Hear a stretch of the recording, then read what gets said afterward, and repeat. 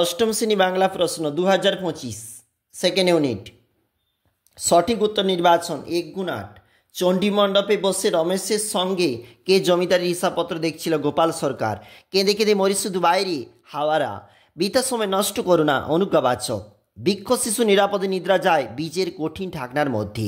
বকুর বয়স 6 বছর। ড্রাইভার বললে ওদিকে যাব না। উক্তিটি করেছেন, উক্তিটি কার লেখা? অচিন্ত্য কুমার সেনগুপ্তের লেখা। আকবরের লাঠিয়ালের ছেলের নাম দেখো ফজর গহর। গাছের জীবন মানুষের ছায়ামাত্র, শাখাগুলো নুয়ে আছে বহুদিন ছন্দহীন বুড়ো চাল তার।